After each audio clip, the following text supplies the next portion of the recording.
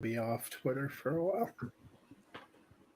3, 2, 1.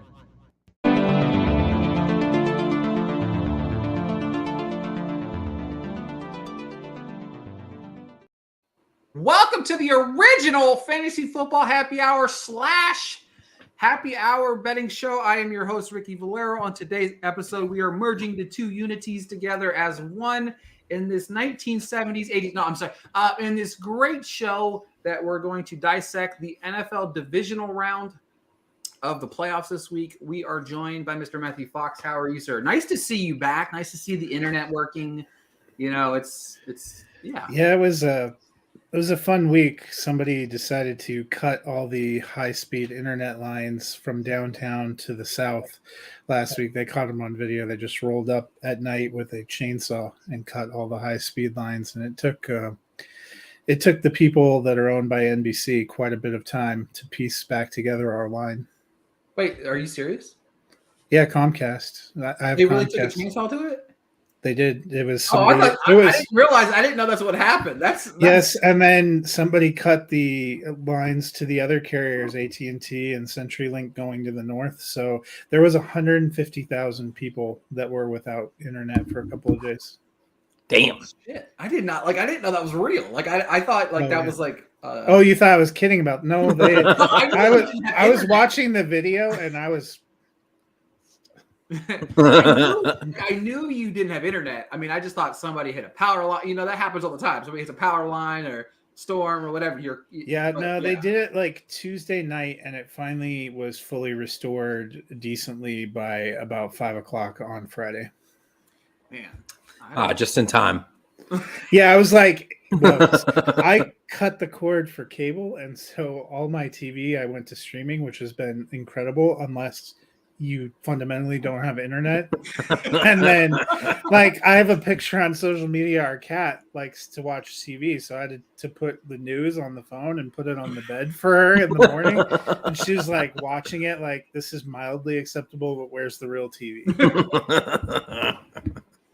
Also joining us, my buddy here, Clarkson. How are you, bud? Doing all right, man.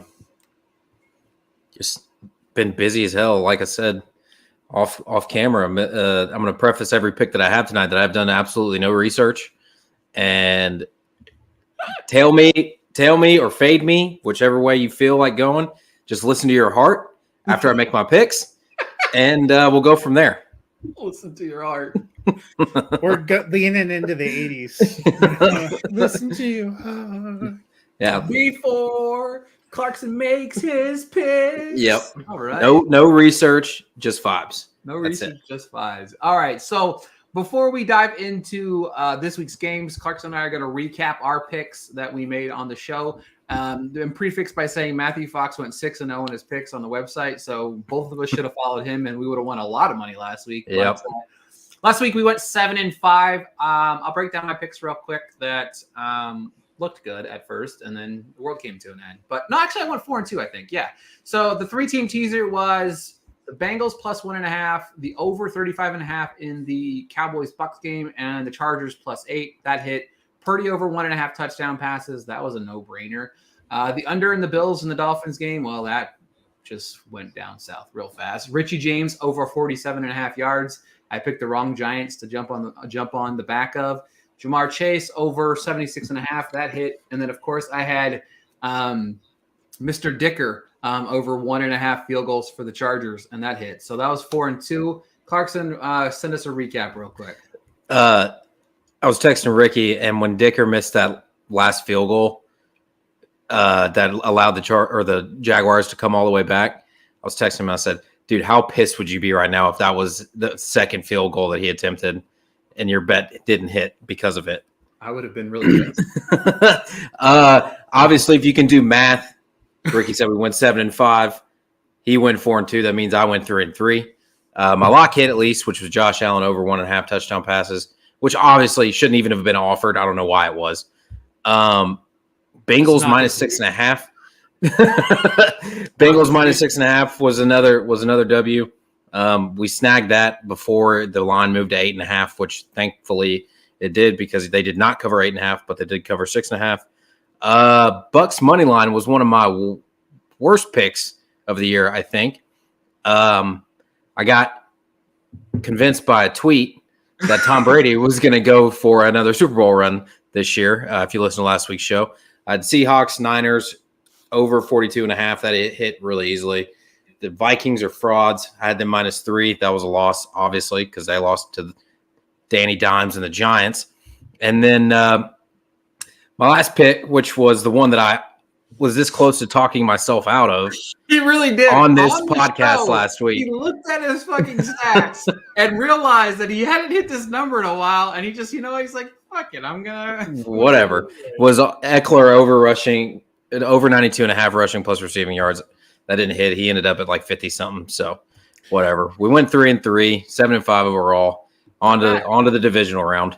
So I don't think they made enough of this going into the playoffs. Like I thought the Vikings were frauds, I was never going to pick the Vikings. I was all on the Giants. Also hate the Vikings, but I didn't realize until afterward that they showed they are the only team that's ever finished dead last in yards allowed and points allowed that's ever had a winning record. I don't think I realized their defense was historically bad. The Vikings? Yeah. Well, another thing I didn't know going into Saturday that if I would have known, I would have bet. Trevor Lawrence is undefeated on Saturdays. I would have known that. I would have bet the Jaguars last week, okay? He never lost a regular season college game. He never lost in the regular season of college, no. He never lost in high school either on a Saturday game. Either, yeah. And in the NFL, he only played the one Saturday game. So 2. He's played 2 so far. I think the last one. Well, the second one was the playoff game. Yeah. But now he's undefeated. But he plays this Saturday, so what's gonna give? All good things come to it. I assume that you're betting the Bengals or the Jaguars hard, then, right? What happens when an immovable object meets an unstoppable force? Real quick though, I didn't realize this. I've been waiting for them. I don't know what the delay's been, but the Burrow Allen over on their touchdown passes has been delayed going on to the sports books for this week. And I might have to throw an extra bet into my thing, which is going to throw Clarkson for a complete loop here. But I just realized they released Burrow and Allen's numbers. They're over 1.5 touchdowns for both of them. Allen is -155, which is absurd. And dibs on Burrow is no, but he's at -145 at over 1.5 touchdown passes. Like that is the luck of. I've already got too many Bengals bets this week. I have. Don't worry, Matt. None of them's the money line. So calm down before you yell at me because I know you have the Bills winning this week. But I don't care. I mean, it's not my money. No, but the thing about it is my picks are based off of statistics that aren't. Your money goes to Las Vegas. My money goes to quilting. So, I mean, we both lose. All right, we're gonna not dive my into own quilting, just to be clear. It's quilting. 1970 San Francisco. I mean, all right. So we're gonna move right into. We're going to move right into the playoffs of this weekend. Like we did last week, we're going to talk about each game. The first game that we're going to talk about is the 3:30 kickoff, and we're talking about Mr. Trevor Lawrence, Mr. Undefeated on Saturday, Mr. Comeback from 27 points down. The Jaguars traveling to Kansas City.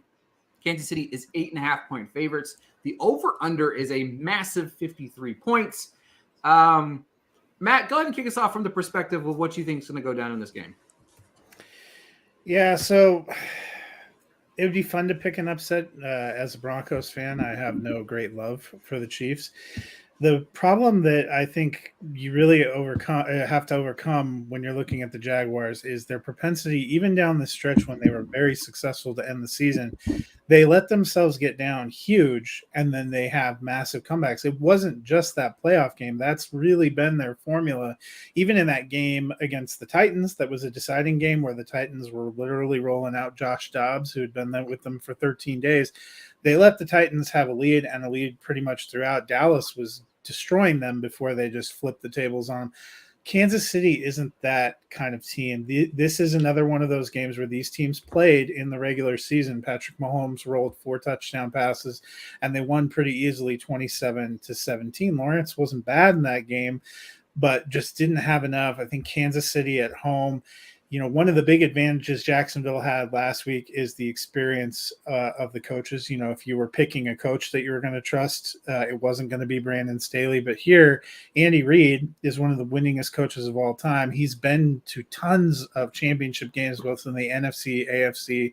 Patrick Mahomes has tons of experience. Even Juju and MVS, who are new to that team, have tons of big playoff experiences because they played in Green Bay, they played in Pittsburgh. So this is the quintessential. I like Jacksonville. I think they're probably a year early. I'm very excited to see what they can do next year when they add Calvin Ridley to what's an already very solid offensive core. I think this game will not be a double-digit blowout, but I think the Chiefs will win, 8 to 10 points.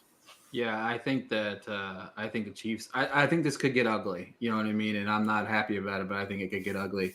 I know we didn't do what we did last week. I don't think with we have a bet per game. Did we though? I don't really know if I have a bet per game, but because I've got some teasers thrown in here. Do I have a bet? I don't even have a bet on this game. I don't think outside of it being part of my teaser. So yeah, I've just got the one. Yeah, you've got the bet, which is just Trevor Lawrence over 1.5 touchdown passes.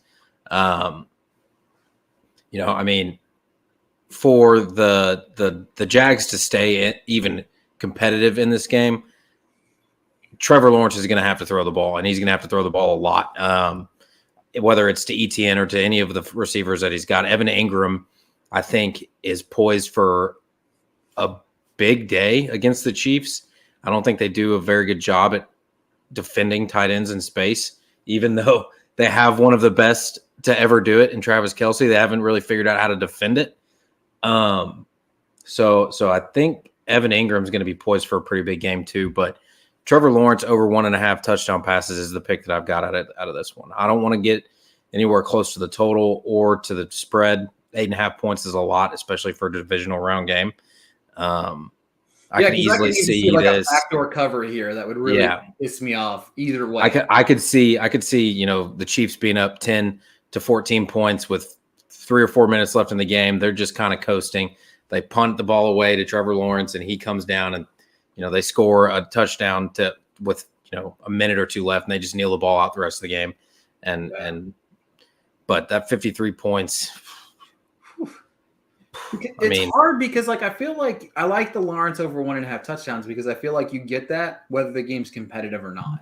I feel like even if the game's 30-14 or 35-14, you're still going to get 2 touchdown passes. I think whether it's an early score and a late score, I still think that Lawrence gets over that 2 touchdowns. I got a little bit of pieces in this game, but I'll go over it here in a little bit just because it's off of a parlay, and I'll probably use that one last. But yeah, this game's not the 53.5. Are there 53 points? I don't love that. I don't love the 8.5. Even though I do think the Chiefs could win easily by double digits. Again, I just don't love the idea of them being up, like you said, 14 points in a random backdoor cover.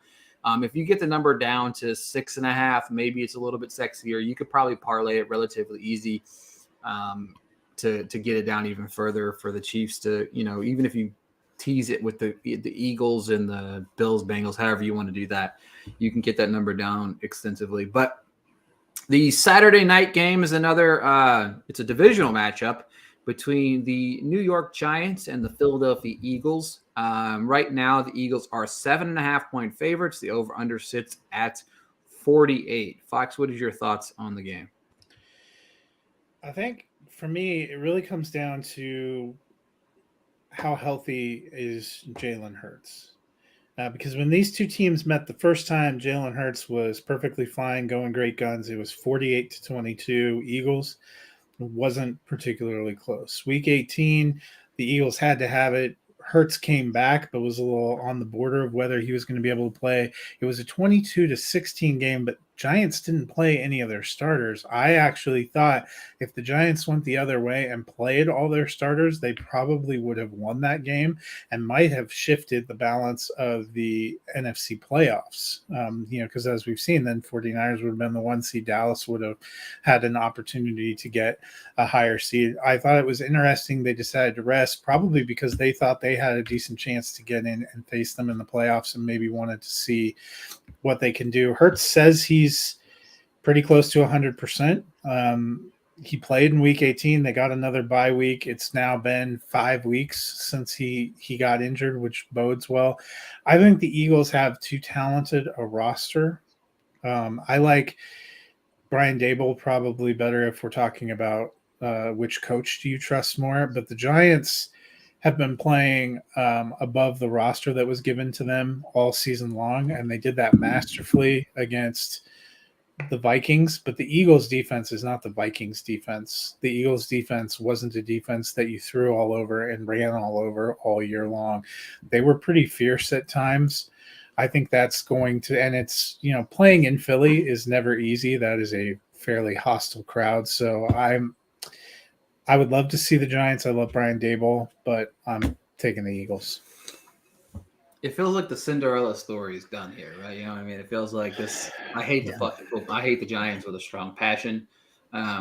Nobody in this world hates the Giants more than I do, but nobody would be happier to see the Giants win more than me. It's a very weird dynamic here. Okay, don't ask any questions about how anything I just said happens or works in your head, but I don't love this game from a betting perspective either. It's kind of weird that I don't, but there's a few things I do like, and I know Clarkson has a couple plays in this game as well, but I'll kick it off with mine first. Mine's a little bit heavy on the juice. I don't always go to minus 185, but Clarkson and I talked about we do go that high sometimes when we play baseball.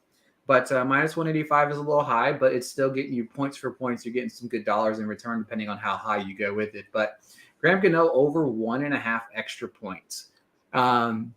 Like I said, the juice is heavy. I don't normally go this high, but I love this bet quite a bit. You're going to sit here and tell me that Giants aren't going to score 2 touchdowns in this game? I think you're crazy. I really do think that this game's going to be semi-close. This has the same feeling as the Jaguars and Chiefs does, where it comes down to, I think you're right, the Eagles are a far superior team from top to bottom, but I still think it's going to be a competitive-ish game. It's all going to come down to Daniel Jones and how he plays. And I think Saquon Barkley plays a big factor in that as well. But the Eagles they're rested, I believe. Jalen, it's all going to depend on Jalen Hurts too, how 100% healthy he is, like Matthew Fox said. But Gano over 1.5 extra points. It's a little juicy, but I like it. Clarkson, I know you got a couple of plays here. What do you got? Yeah, a couple of the picks that I've got from this game. I actually have 3 total from this game. My first one is Jalen Hurts, anytime touchdown scorer. He's, I think that's minus 120 the last time I checked. Yep. They get anywhere close to the end zone, they're not giving the ball to Miles Sanders. They're not giving the ball to Boston Scott. Jalen Hurts is getting a lot of goal-to-go rushing opportunities, especially if they're on the goal line. They love to line up that QB sneak and push him across the end zone. My second pick from this game, and it was I wanted to go just rushing yards on this. I really did. But I thought his total was going to be maybe in the low to mid 80s, and I was going to hit it. But my next pick is Saquon Barkley under 99.5 rushing and receiving plus receiving yards. The Eagles front 7 probably until about week 12, 13 was they were getting run all over. Then they went out and signed Sue and who's the nose tackle that's Yeah, they got somebody else I'm trying to remember. God, what is his name? He's the one that actually starts for them now. But anyway, ever since they remade their defensive line with those 2 late season signings, they've actually been pretty good against the run. I know this might be a little bit scary just because Saquon does get out in space, short throws, screen passes, that kind of thing is worked into that offense. But you can't tell me that Saquon Barkley is going to bust out 100 plus yards rushing and receiving combined in this game. I just don't see it happening.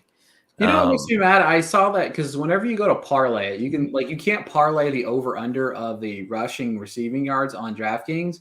Mm-hmm. But on DraftKings, if you go to the bet, you can get the under 94.5 if you parlay Barkley with something in that. But it's crazy to me that you can go that high, but you can't get the over under receiving yards on DraftKings. It's kind of annoying. I think you're talking about Robert Quinn, and he's an end. Yeah. No, there was another. Their two defensive tackles are Javon Hargrave and Fletcher Cox, who they've had all season.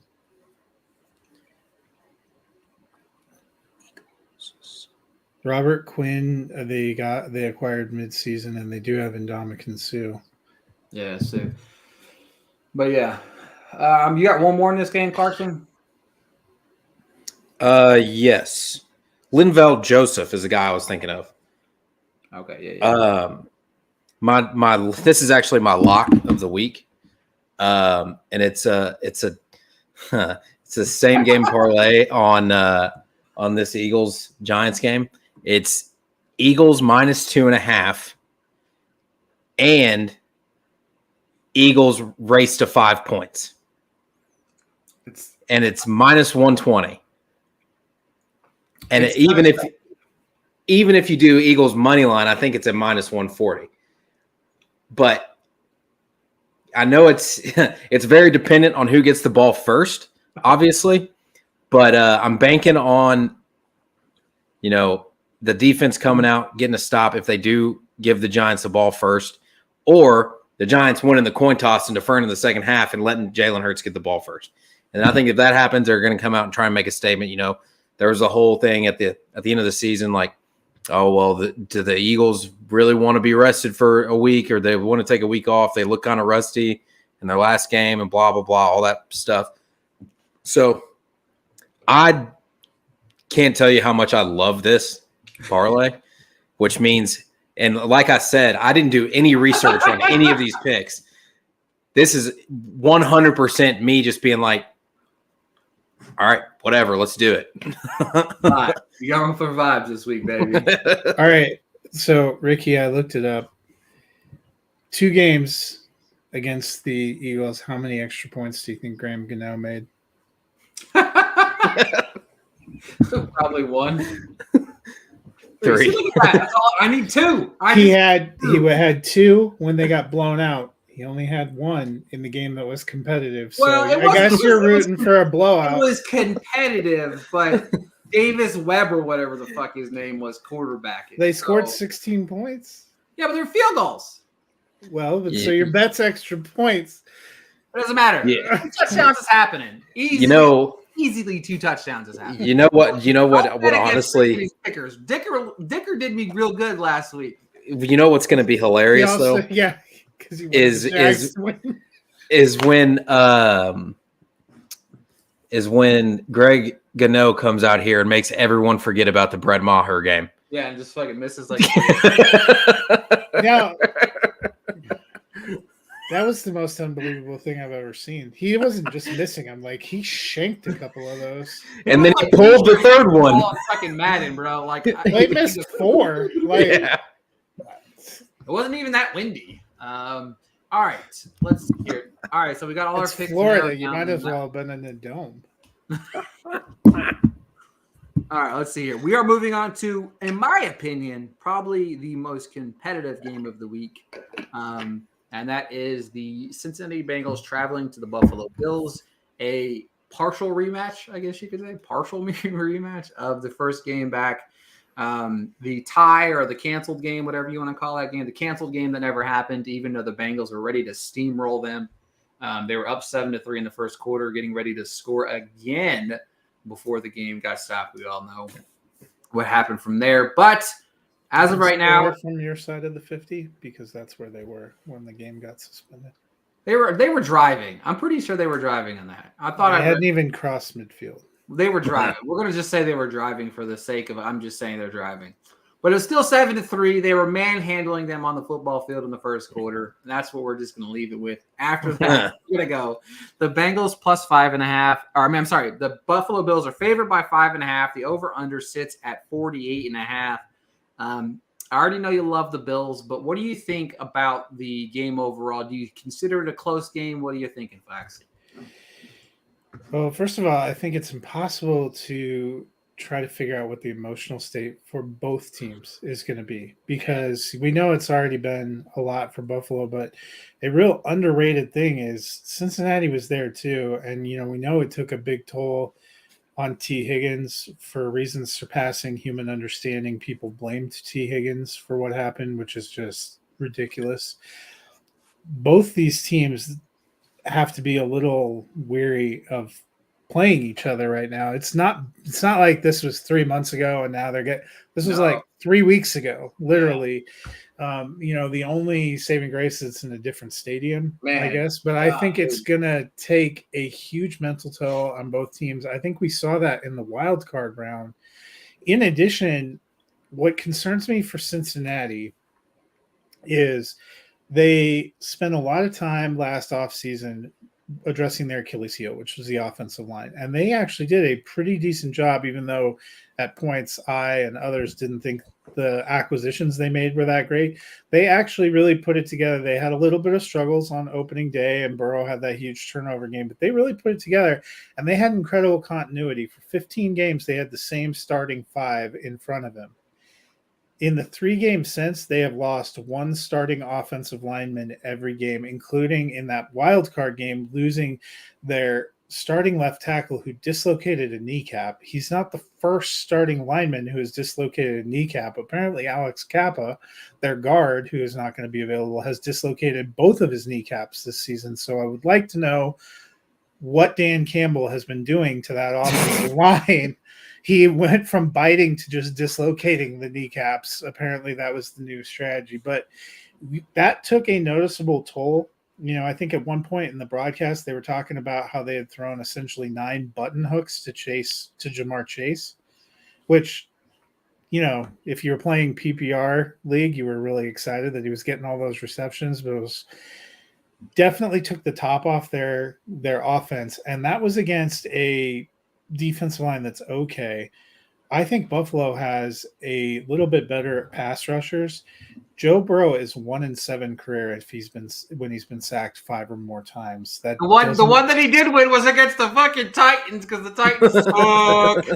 I know, but that doesn't seem like a great sign because getting to 5 sacks is not impossible to believe. I think this game is going to be close. I think there's no world in which this is a blowout. I would be shocked if either team got blown out. I think it's going to be close. Josh Allen has his own issues.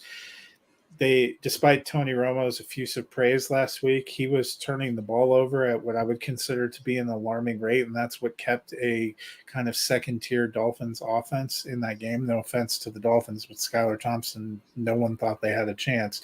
And the fact that they had a lead was really down to turnovers.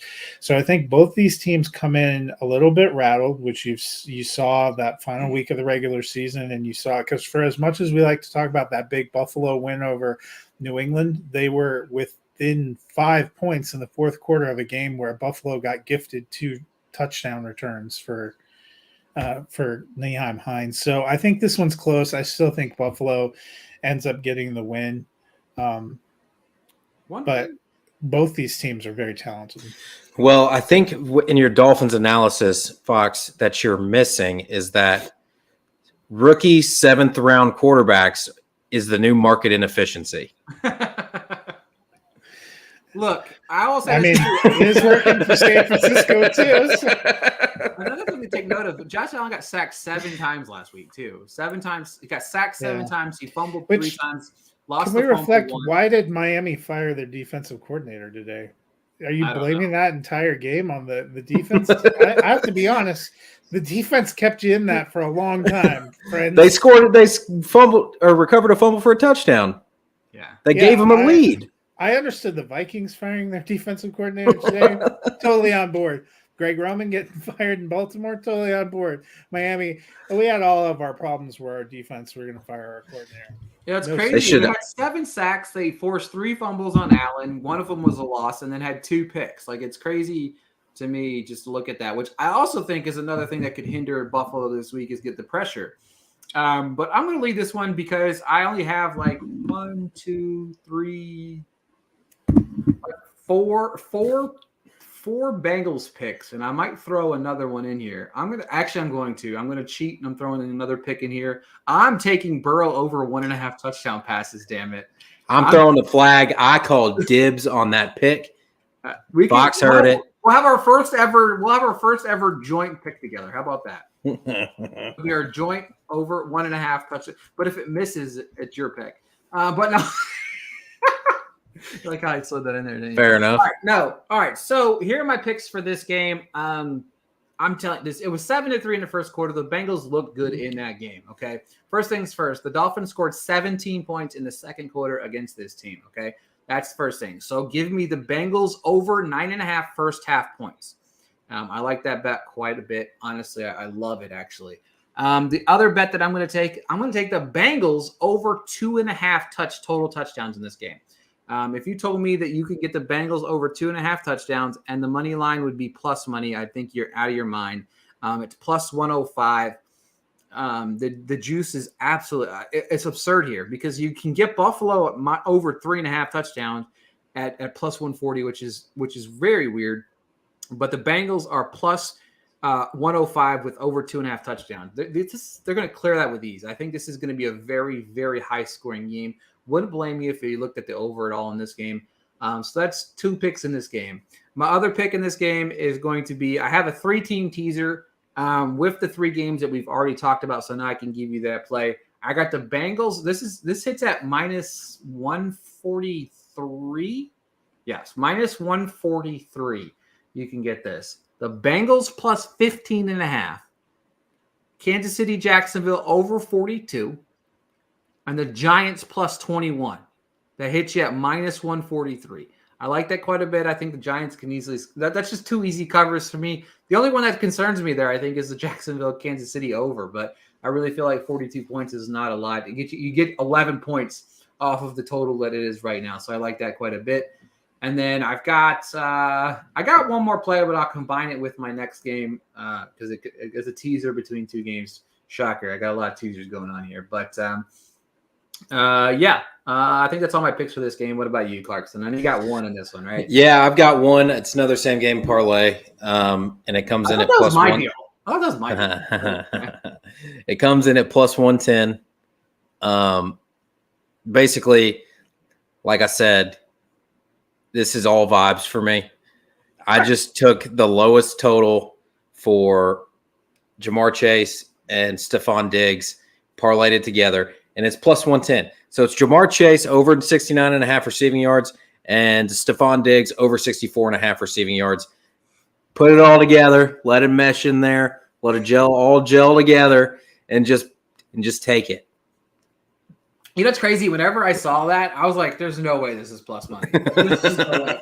Because I mean, I could Diggs over 70. Basically, just say both of these guys over 70 yards in this game. That to me is like a no-brainer. I feel like it's a no-brainer to me. And I just, when Chase, goes down and scores a touchdown the first drive, gets about 50 yards on the first drive because I don't know, man. I'm telling you, I'm feeling the Bengals this weekend. I'm feeling the Bengals quite a bit.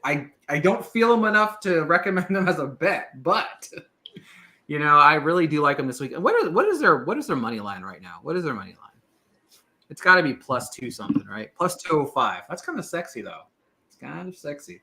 I really like Joe Burrow this week, and I do know that Matthew Fox made a very convincing argument about their offensive line, but it doesn't matter when you don't have an offensive line. You can just throw the ball in under 30 seconds, or 3 seconds, not 30 seconds, under like 0.303 seconds. But I like the Bengals a lot. Not enough to bet on the money line, but if you sprinkle on it, I wouldn't blame you. Now we're going to talk about Matthew Fox's favorite football team, the Dallas Cowboys. You would think that he's a Broncos fan, but I promise you deep down he is a Dallas Cowboys fan as well. And I think that's just based on the pick. I think he picked the Cowboys to go to the Super Bowl, right? Cowboys Bills are still alive for you, right? That was last year. Oh, what was this year? I have to remember it. I think it was the Rams. Oh, shit. We all fell down that rabbit hole. Uh-oh. Yeah, it didn't work. It was either the Rams or the Buccaneers because I thought those were going to be the 2 best NFC Man, how Teams. reality hit us really fast this year. That being Well, said, go back to August, a time when the Rams looked like they had all the pieces together. And right, they were going to repeat, baby. I mean, but we got the 49ers, who are 4-point favorites at home against the Dallas Cowboys. The over-under on this game is sitting at 46. Fox, give us some thoughts of the game, man. First off, I'm just excited that Clarkson wore his Trey Lance hat. It seems fitting for washed. Brock Purdy has been better than anybody could have hoped for. He's 6-0 as a starter, including a big 3-touchdown day last week in the wild card game. Dallas had me a little worried with the way they played to close the stretch of the season. Whenever you get blown out by Sam Howell in your last game of the regular season, it's definitely a cause for concern. Dak seemed to be a one-man turnover machine. The defense was letting a lot of stuff go. They seem to have kicked it into gear and realized it was the playoffs, except for Brett Maher. He had not yet realized it was the playoffs. The fact that they put another kicker on the practice squad and are talking about making him the guy they elevate from the practice squad should make everyone concerned for this game.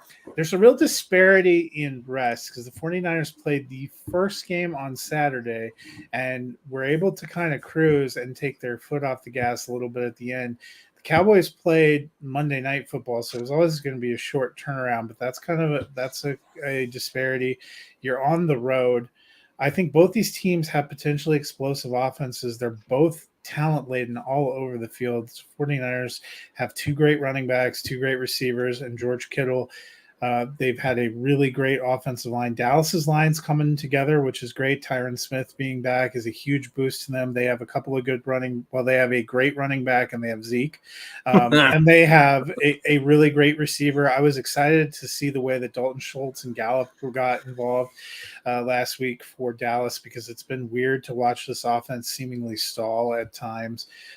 Dak looked really motivated and focused. If he does that again, there's potential, because San Francisco's defense had been incredible all season. They really gave me pause last week in the first half, watching how Geno Smith kind of picked them apart. Ken Walker ran all over them for quite a while in the first half, probably would have had a 100-yard day if they could have committed to the run. DK Metcalf destroyed them. 10 receptions, had a couple of touchdowns, looked really good. That was something that was very surprising, because San Francisco's defense is what I thought was going to make a huge difference. But ultimately, if you're looking at the small things to make a decision, because I think this is going to be a competitive game, the 49ers are at home, and I would much rather bet on Kyle Shanahan than Mike McCarthy. That's where I'm not 100% certain. And the only reason I say this is this. My biggest problem going into this game is Kyle Shanahan he's not running the ball enough. He's trying to, and I understand that Brock Purdy has looked good. You know what I mean? My guy has 2+ touchdowns in every start that he's had. He's got 6 touchdowns, 0 interceptions. He looked kind of rough in that first half. I know maybe we could talk about the jitters, but the pass rush of the Cowboys is a lot better than Seattle's. If they get to Purdy early, I really think that he could be easily shaken up. Now, he did bounce back in that game. He looked a little bit better, but I think last week was probably by far the worst game Purdy started. He finished a little bit better in the second half or whatever, but I think they played a little bit underwhelming. You're right on the defensive side of the ball. It's a coaching battle of 2 coaches who I think outcoach themselves in their heads. You know what I mean? Shanahan has been known to outcoach himself on his own sidelines. And then, of course, McCarthy is. I'm not saying I totally trust Kyle Shenanigans, but are you betting on Mike McCarthy? I'm not betting on Mark McCarthy. Are you betting on really? 28, Mr. 28-3 himself, Dan Quinn? Yeah, exactly. But my problem is it's like I forgot Dan Quinn was their defensive coordinator. And are you? He's getting head coaching interviews again. Are you betting on Jerry Jones' illegitimate son, Kellen Moore? See, that's the thing. This is where I struggle. If you look, these might be the 2 worst coaches left in the playoffs. And it's crazy to say that because they're good coaches. They're just bad playoff coaches. And that's the thing. They're not terrible head coaches. They're probably up in the upper echelon of coaches in this. But I have to be honest, I'm not sure Zach Taylor's a good coach. I don't like Zach Taylor. I don't disagree with it, but I think that he makes better decisions. He made better decisions last year in that Chiefs game than in a million years I would have ever thought he did. Now he did struggle a little bit in the Super Bowl game, but I think they just were out talented there as well. But that said, I don't have anything to bet on this game, like money line. I don't know. I think this is a toss up. If there's a game that I really feel like I have no pulse of what the fuck's going to happen, this is at the top of the list because I think the 49ers can win and I think the Cowboys can win. I think this could come down to who has the ball last. I have more faith in Dak than I do Purdy, but I have more faith, I think, if it comes down to time management, in Shanahan than McCarthy. But I don't have faith in Shanahan to run the fucking ball when he needs to run the ball. You literally have the best, maybe arguably, the best running back in football on your football team. Give him the ball 20 times. And then you have Elijah Mitchell, who's probably maybe a top 15 to 20 back whenever he's healthy. Like, he looked really good last year. So, like, you have the option to run the ball. Don't put it all on the 7th round pick. He was a 7th round pick for a reason, folks. Okay? Let's calm down. But I got a little heated. Sorry, guys. I'm going to calm down a little bit now. But if the Bills and the Cowboys win back-to-back on Sunday, I'm going to have to take Monday off because my joy will be overflowing. I don't know. I don't know. First off, we're gonna disregard your comment. It's gonna be the Bengals but the thing also, when it comes down to it, I hate the fucking Cowboys. My dad was a Cowboys fan. Like, fucking. I mean, the good news for you is the Titans hired the right general manager, so if you can end up with Trey Lance and Malik Willis in a suck off in Tennessee next year. No, I can't wait for like the Colts to trade 3 first-round picks for Brock Purdy. You know what I mean? That's bound to happen. Come on. Like, that's just gonna happen. No. Super Bowl champion. They're gonna trade 3 picks for Derek Carr. I don't know what they're gonna trade up with the Bears and take Will Levis first overall. Let's mute this. Why is Will Levis, just on a tangent, anyone projecting him to go first overall? Because he's God's gift to football. What are you talking about? You're talking to a Kentucky fan, Matt. You're a Kentucky fan. So let's just remember that. I'm going to forgive you because you're wearing that Trey Lance hat. All right. Before we get too far away from this game, well, first of all, I thought of a joke that's really going to piss Ricky off. And it popped into my head about 5 or 6 minutes ago when you mentioned Sam Howell. And vanilla midget. It's going to be hilarious. Hang on a second. So I have a nickname that I like to call Ricky every once in a while. It's actually Stan Howell because of how much he loves Sam Howell. So he's all aboard the Sam Howell train with the Washington Commanders. So that's where I'm going with that. Anyway, I only have one pick in this game. It's Brandon Ayuk over 55 or over 54.5 receiving yards. Purdy loves to hit him across the middle. I don't know what it is. I mean, it seems like he just gets open across the middle on every single passing play. It doesn't make any sense. I think he had like 2 or probably 3 or 4 completions to him for, 15, 16 yards. 3 for 73. Yeah. And every single time it was a crossing route over the middle that Brandon Ayuk took, had 10 to 15 yards after the catch every time. So I think if they hadn't started blowing Seattle out, he would have had over 100 easy because he was tracking. They just didn't have to. It's crazy. I remember seeing Brandon Ayuk. He was at the Senior Bowl, didn't play because of injury. And then, of course, that injury kind of caused him to trickle down into the draft. And I was like, he was probably one of the better receivers in that draft. And so many teams, including the Packers, who they've passed up on literally every receiver known to man. But, all right. Not your boy, Christian Watson. I mean, hey, look, when you're catching passes from Mr. Washed himself, Trey Lance, you know what I mean? You get put in the forefront of the draft circles. So, all right, that being said, I'm going back to a well that I hit last week. That's Brock Purdy over 1.5 touchdowns. He's hit this in 7 straight games, including tossing 3 back-to-back games. The Bucks, no matter what happened, the Bucks did drive the ball down the football field pretty well against the Cowboys. They just couldn't score. You know what I mean? It sounds like Tom Brady's love life as of late. But, it's rough to see it kind of unfold. But that's my first pick. My second pick of the game is a parlay between two different games. You have Deebo Samuel over 50 total yards. That's rushing, receiving. Did anybody watch Deebo Samuel last week? Like, he absolutely shredded for the Seahawks last week. He had 32 yards on the ground, 133 through the air. Receiving. But I love that a lot, 50 yards. And then you pair that with Joe Burrow over 250 passing yards. Deebo's healthy. Burrow's averaging 270 on the year. If the Bengals win, it's on Joe Burrow's arm. If they lose, it's on Joe Burrow's arm. I think either way, he gets to 250 here. You get that at minus 130. So I like my bets quite a bit. Normally, we go through a recap, and we're going to do that anyway. Go ahead and Clarkson. The floor. Okay. So just going through the games, first pick was from Jags Chiefs. Trevor Lawrence over 1.5 touchdown passes. From the Eagles Giants game, you got Jalen Hurts anytime touchdown scorer. You got Saquon Barkley under 99.5 rushing and receiving yards. And then my lock of the week is going to be the Eagles minus 2.5 parlayed with Eagles race to 5 points. From the Bengals Bills games, I've got that parlay, same game parlay. Jamar Chase over 69.5 receiving yards and Stephon Diggs over 64.5 receiving yards. That's at plus 110 plus money there. I love that bet. And then the only thing that I've picked that I've got from the last game, the Cowboys Niners, is going to be Brandon Ayuk over 54.5 receiving yards. All right, my picks of the week were Deebo over 50 total yards plus Joe Burrow over 250 passing yards. Brock Purdy over 1.5 touchdown passes. 3-team teaser. Bengals plus 15.5. Kansas City, Jacksonville over 42. Giants plus 21. Bengals first half over 9.5 points. Bengals over 2.5 total touchdowns. Graham Gano over 1.5 extra points.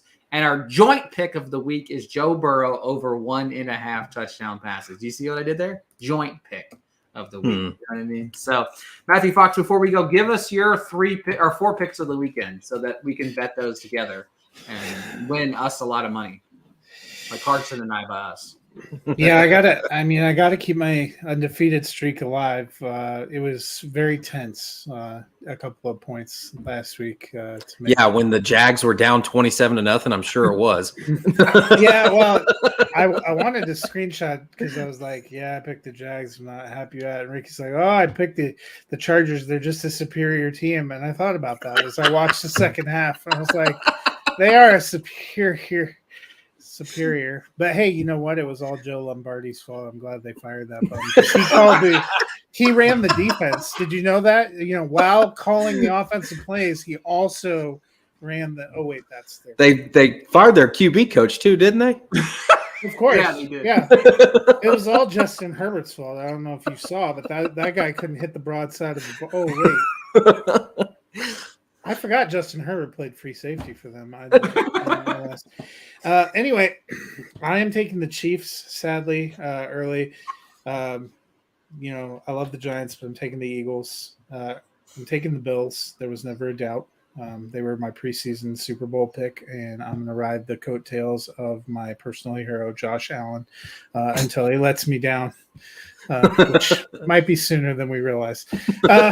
And then in the most heartbreaking pick of the week, I also took the 49ers over you're in my Dallas Cowboys. I'll tell you what's funny is the Chiefs are rooting so hard for the Bengals this weekend. It's not that they really want to play the Bengals. They just don't want to play the Bills on a neutral field. Like, that's just what they don't want. I 100% disagree because they've lost 3 straight times to the Bengals. The Bay cannot beat the Bengals. The Bengals have their number. I think they'd much rather. But then again, neutral field, it's in Atlanta. That's flat surface. They're fast on pace. I don't know. I think that benefits. But that game might be like 70-70 at the end of the day, honestly. Yeah, I think the most heartbreaking thing is all those fans still won't be able to get a Chick-fil-A out of the stadium. Let's be real. That is really fucking heartbreaking. I'll tell you what. I love Atlanta's new stadium, because they have their concession prices are so cheap. Like they're so cheap. Like I wish all football games were like that. But that being said, before we get completely off the rails in this podcast, like we already haven't. By the way, if you parlay all of Matthew Fox's picks together, he took all the heavy favorites here, which is crazy to see. But plus 196. So if you want to fade him, pick everybody else. But it feels kind of weird to take 1s and 2 seeds, but I mean the top 4 seeds in the AFC all prevailed. The top 4 seeds in the NFC prevailed because the Vikings don't exist. So any chance for him to throw a Viking joke on the way out the door? Follow Clarkson on Twitter at Chris Clarkson91. Follow my buddy Fox over here and all of his entertainment humor over here at Nighthawk7734. Follow me at Ricky Villar _ Make sure to tune in to all of the content coming out at the Music City Drive-In. Thanks, guys, for listening, and we'll be back, unfortunately, for your ears next week. waiting for the stunning